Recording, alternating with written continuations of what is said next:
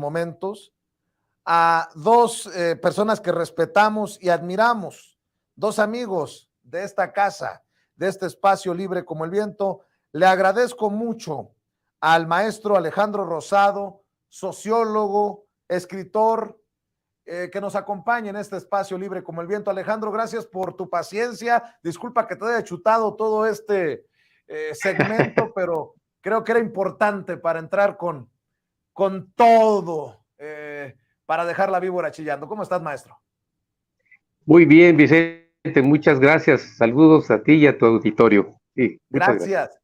También déjame saludar al analista, escritor, al sensei Ramiro Padilla Tondo. ¿Cómo estás, Ramiro? Buenas tardes ya. Te faltó decir el más guapo, cabrón. Muy bien. Oigan, a ver, a lo mejor pues me dejo llevar por mi estridencia, pero ¿qué piensan de esta soberbia de Loret de Mola? Ah, no me da entrevista López Obrador, y salen los demás a decir, le tiene miedo. Ya no entendí nada. Pues para eso está la mañanera también, ¿no? Ya quisiéramos los que dizque preferidos del régimen tener la oportunidad de entrevistar a López Obrador cuando uno pide la entrevista. Bueno, algunos tenemos años esperando una entrevista con el presidente Andrés Manuel López Obrador, y ni a nosotros, los que Lili Téllez llama favoritos, periodistas favoritos del régimen, nos ha tocado la oportunidad. ¿Cómo ves esta soberbia? Ahora resulta Alejandro Rosado de Loret de Mola, que quiere su entrevista ya. Bueno, yo lo que creo es que Loret de Mola se siente llamado, así como Lili Téllez y otros personajes, a ser protagonistas de la oposición, a ser los principales, las principales cabezas que enfrentan a este gobierno de Andrés Manuel López Obrador. Es un afán protagónico, es un afán pues muy típico de las televisiones, ¿no? En donde hay un personaje principal que es así como un héroe, héroe de las peores causas, en este caso, y se enfrentan heroicamente al presidente de la República. En realidad se trata de provocadores. Loret de Mola ya se puso el chaleco de provocador desde antes del gobierno de López Obrador, y vive de eso, vive de Andrés Manuel. Entonces él quiere continuar creciendo su fortuna con grandes sumas que le pagan por ser un provocador. Claro que Andrés Manuel, pues, bueno, si yo estuviera en su lugar, pues lo rechazaría, es más, ni le haría caso, ¿no? Ningún caso. Es un provocador. Es una persona que... Sí, perdón, Alejandro, sí, ¿cómo ves tú, Ramiro? Es una persona... Fíjate que... Y le ofrezco una disculpa al maestro Rosado porque creo que tenemos un desfase, por eso a veces resulta complicado para mí conduciendo los tiempos. Le ofrezco una disculpa al maestro Alejandro Rosado. Te escucho, Ramiro. Pues obviamente hay un mercado grandísimo de la crítica a López Obrador. Este mercado genera muchísimo dinero para mucha gente, y ¿por qué no se habla de otro tema? Porque les da de comer a la mayoría de la oposición. Si tú no hablas, si tú no criticas, si no hay gente como Marieto que todos los días postea, yo creo que le pagan por tweet, ¿no? O sea, hay toda una serie de personajes que viven de eso. Si no hablaran de López Obrador, su vida carecería de sentido y carecería de estímulos económicos. Es normal, o sea, es mucho más grande el país que los comentarios de ciertos tipos que han trabajado han trabajado esta circunstancia, ¿no? De pretender ponerse al nivel, pues, como bien dicen, hay niveles, porque el presidente le tendría que dar espacio a alguien como él que se la ha pasado mintiendo y que ha hecho una fortuna, es el presentador de noticias, uno de los presentadores de noticias más ricos del mundo, que no es periodista, es un presentador, ¿no? Tú sabes cómo se le dice en Estados Unidos, ¿no? Vicente, color commentator, ¿no? Que es como la uncultured, son color commentators, no, ni siquiera son, porque así en Estados Unidos además así los presentan, ¿no? Ahora con el tema de Tucker Carlson y todo lo que ha sucedido en Fox News. Exactamente, o sea, pues este güey no es periodista, dijeron la gente no es periodista, es un güey que entretiene, o sea, ahora que trae un pleito casado, ¿no? Fox News con Tucker Carlson es exactamente igual, o sea, son personas que hacen comentarios, pero no son periodistas. Entonces, ¿por qué una persona que se considera así periodista, pero los demás no lo consideramos periodista, porque un periodista no hace ese tipo de cosas?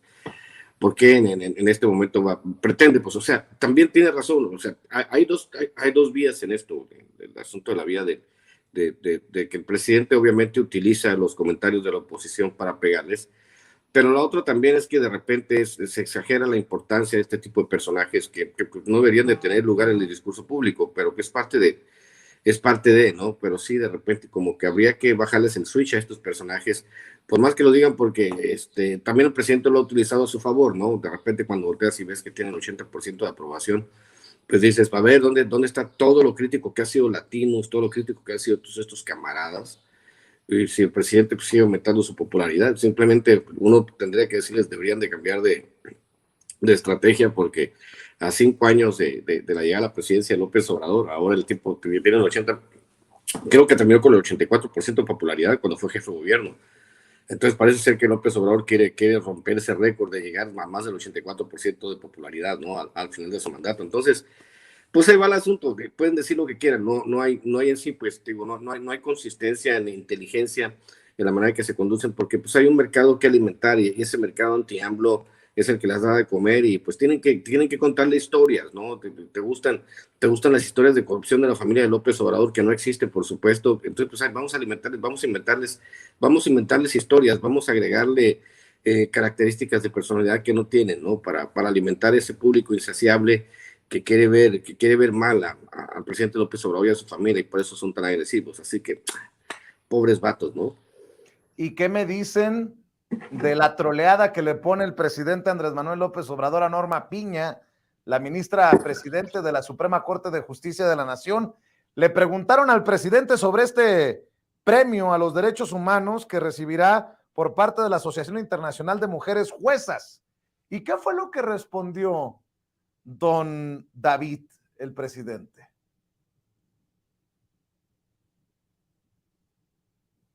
Ok, presidente, gracias. Por último, hacerle 2 cuestionamientos. Su opinión acerca de este galardón que recibirá la presidenta de la Suprema Corte de Justicia de la Nación, Norma Piña, es un premio de derechos humanos por la Asociación Internacional de Mujeres Juezas. Se ha considerado que ha tenido pues criterios trascendentales, que ha hecho labor en materia de perspectiva de género. Saber su opinión al respecto. Y por último, se encuentra culpable al expresidente Donald Trump de agresión sexual contra la columnista Jan Carroll. Saber su opinión al respecto, presidente. Gracias. Pues mire, pues esos premios se pueden conseguir en la Plaza de Santo Domingo.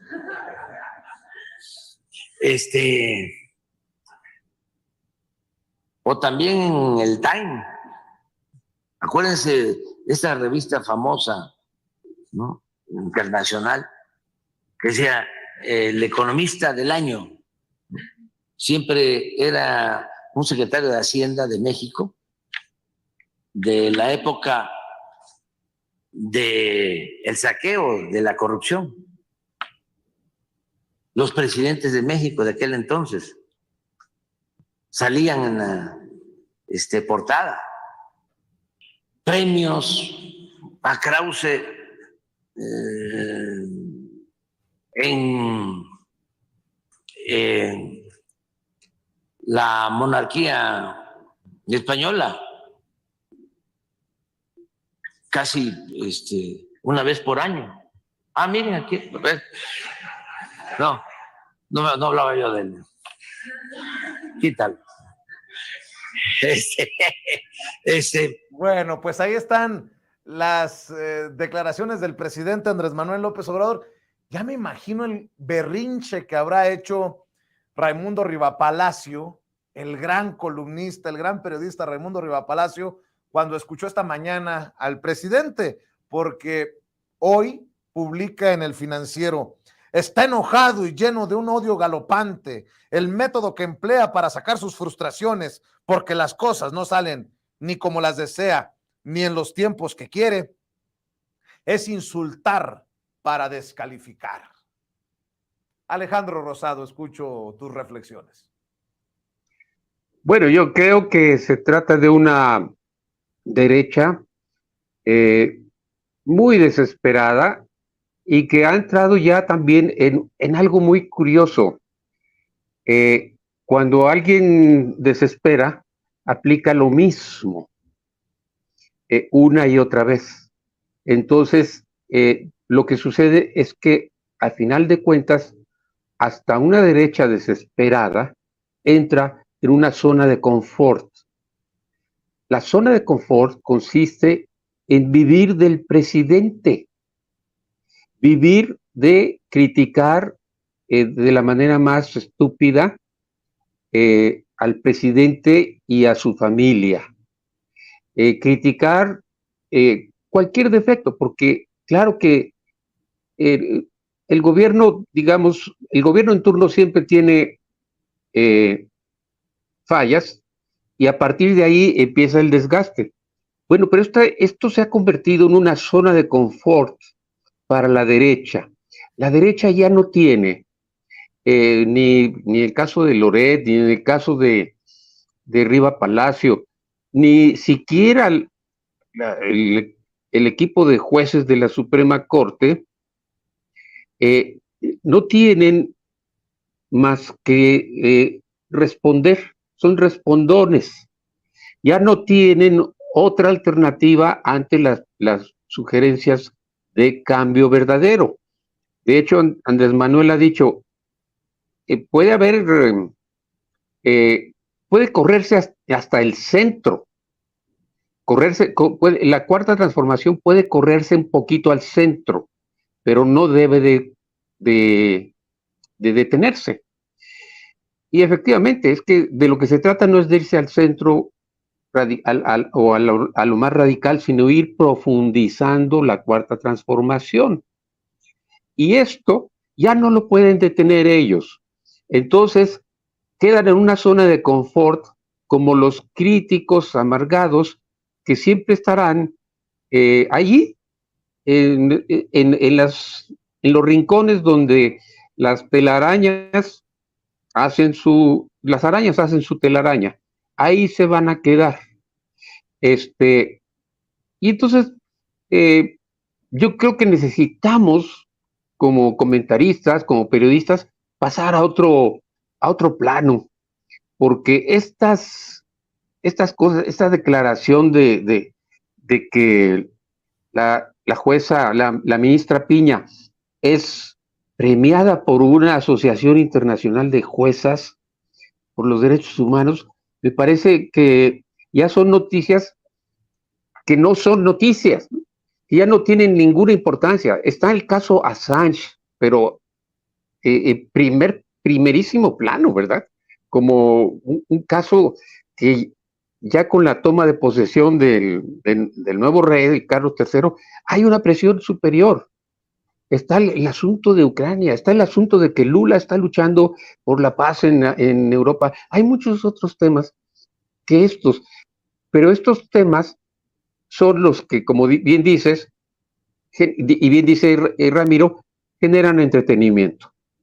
Pero nosotros tenemos que buscar la manera de desviarnos de ello y hacer otro relato acerca de lo que está sucediendo en México, porque si no estamos estancados, ¿no sienten la impresión de que estamos medio estancados en esto de estarle conteste y conteste a la derecha cosas insulsas? Yo Yo digo que hay muchísimos otros temas que tendríamos que abordar. ¿Cómo ves, Ramiro, tú?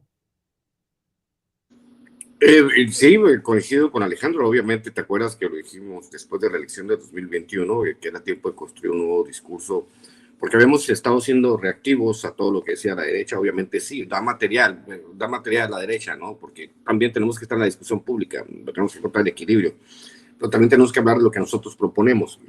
Al final de cuentas, pues sí, hemos entendido esta parte, ¿no? Lo de la ministra Piña y lo de los autopremios, pues obviamente es una costumbre muy priista, ¿no? Muy panista, darse premios entre ellos y festejarse. Acuérdate, ahí tenemos que premiaban al círculo de seguridad de Calderón, ¿no? Se daban premios entre ellos. ¿Cómo se llaman ahora los que están en la cárcel recibían condecoraciones vestidos de policías mientras se enriquecían a costa de su tráfico de drogas, ¿no? O sea, ese tipo de premios, ahora que es divertido, ¿no?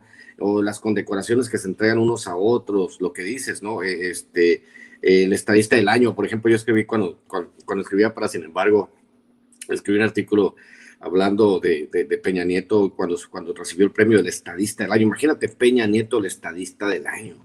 Como bien dice el presidente, pues han de haber conseguido la condecoración en Santo Domingo, pero también la manera en que se establecen estas relaciones de premiación, ¿no? Porque al final de cuentas es un asunto mediático, es un asunto anunciado, como decía el presidente también, si todo el tiempo pues, estaban premiando a los secretarios de Hacienda, ¿sabes? Pero pues, obviamente los premiaba el Fondo Monetario Internacional y el gobierno de Estados Unidos. También tiene que ver, por ejemplo, con el asunto de las calificadoras. Oye, la calificadora va a bajarle la calificación a México de tener doble B a tener B nada más, porque van a bajar por las proyecciones que hay, la chingada.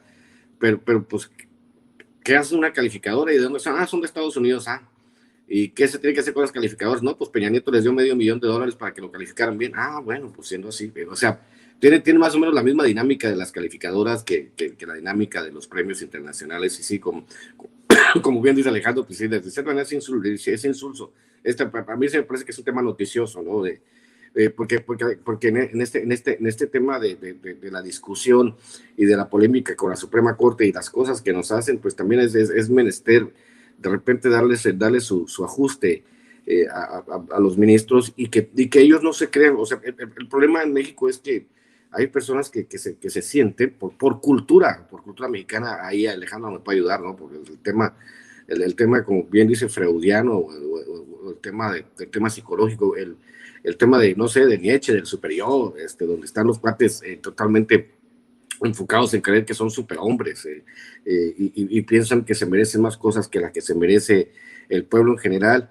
Pero realmente cuando deconstruyes esta idea de cómo han vivido los políticos mexicanos y ellos piensan y se descubren que tienen características extraordinarias que realmente no, porque son menos que mediocres, pues eso es lo que sucede. O sea, tenemos el caso de Calderón.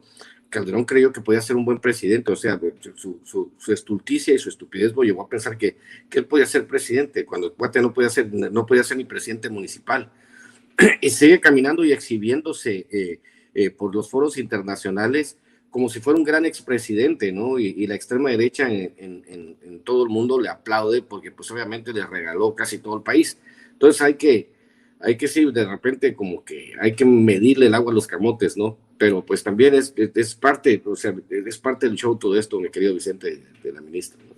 Y para cerrar, Alejandro, Ramiro, mientras el PRI se suma al PAN, al PRD para ir en coalición en Coahuila, en donde gobierna el PRI, en el Estado de México, en donde gobierna el PRI, y para el próximo año por la grande, la Asociación Internacional, no, debo de decir, la Policía de Andorra indaga si Juan Ramón Collado, abogado del expresidente Enrique Peña Nieto del PRI, agasajó a dirigentes de este país con bienes y servicios de lujo por valor de $1.5 millones entre junio de 2008 y marzo de 2015.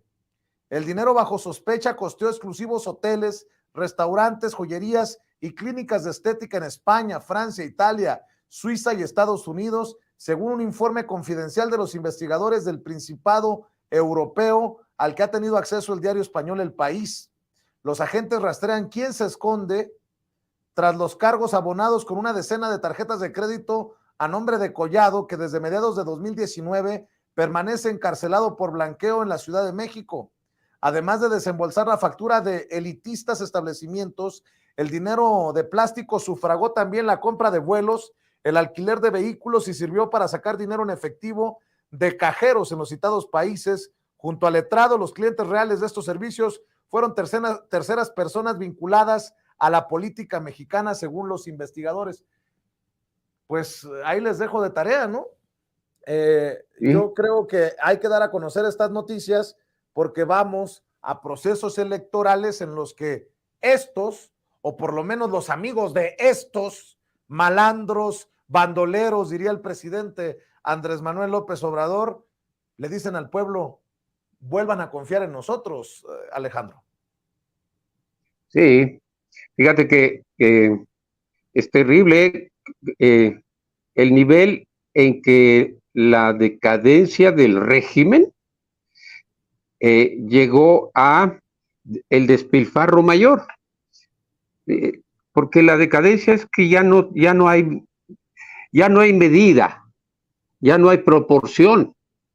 Es una decadencia cultural la que tuvimos en los últimos 40 años, y se vuelve a reproducir lo que Octavio Paz nos señalaba, aparte de lo del laberinto de la soledad, nos señalaba el culto a la pirámide. El culto a la pirámide es duraderísimo, muy duradero, es decir, 500 años, 600 años, 1000 años, en donde los jerarcas podían hacer grandes despilfarros, grandes dispendios en su favor. Este señor que mencionas, Collado, era el abogado cercanísimo al presidente, al último presidente del viejo régimen, de Peña Nieto. Era uno de esos personajes empoderadísimos, con manejos mafiosos, por eso está en la cárcel, y representa exactamente eso que todavía necesitamos pensar. El culto a la pirámide no cambia con un cambio de régimen. Es una revolución de otro nivel, más profundo. Es rendirle pleitesía a los poderosos que están en la punta de la pirámide del poder. Eso todavía nos falta mucho. Qué bueno que Andorra se está preocupando por esos gastos. No se preocupaba por recibir cualquier tipo de inversiones financieras en sus tierras, las mantenía bien guardaditos, ahora está preocupado. Pues qué bueno, no entiendo eso por qué, pero qué bueno que lo esté haciendo. Y claro, tenemos que criticar sistemáticamente en las campañas próximas este culto al poder, este enorme culto al poder que siempre resultará, como decía aquel sabio inglés, corromperá absolutamente si el poder es absoluto. Sensei, ¿tú cómo ves a estos priistas sinvergüenzas? Y eso que no he mencionado lo del cártel inmobiliario del PAN y de esto, con justa razón, en la coalición de Claudio X González dicen, si tocan a unos, nos tocan a todos, sin albur. Sí, maestro Alejandro, es Lord Acton el autor de la frase del poder absoluto. El sentido del entendimiento, porque hay que saber, creo que pues, son las etapas psicológicas de la construcción del ego, en el caso de los priistas, de los panistas, cuando de repente se descubren, no tan bien, o sea, no es exclusivo de todos ellos. Básicamente es el asunto de la clase política mundial en muchos de los países, porque no han interiorizado los valores los valores democráticos, pues. Y acá en México vamos a tardar todavía una generación en que los políticos entiendan que esto no se trata de un espectáculo. A mí me ha tocado ver los políticos a nivel local que son de Morena, armar espectáculos como de besamanos como si fueran priistas. Entonces, no han entendido el sentido que tienen las transformaciones, y es que es tener el poder para, como dice el presidente, para servir. Pero pues no hay políticos como López Obrador que construyan de cierta manera, o sea, que hayan dominado a tal grado el ego que hayan resignificado el poder, sobre todo el presidencial, y resignificar, ¿no? Interiorizar esos valores que significa que hay que construir una manera nueva de ejercer el poder. Pues nos va a tardar una generación, porque hay que reeducar a las nuevas generaciones y explicarles que uno no llega al poder para hacer espectáculos, uno no llega al poder para enriquecerse, uno no llega al poder para que para donde quiera que vaya la gente le aplauda, para construir discursos vacíos, para gritar nosotros en esto. O sea, ese tipo, el tipo del político gritón también tiene que desaparecer en México. Pero esta forma de construir o de entender la política, pues tiene que pasar por un proceso de reeducación de la sociedad. Y que es lo que también tendríamos que hacer, como bien lo plantea Alejandro, también tendríamos que hacerlo, ¿no? Él lo dice en las coordenadas históricas de la 4T, que por cierto es un librazo, ¿no?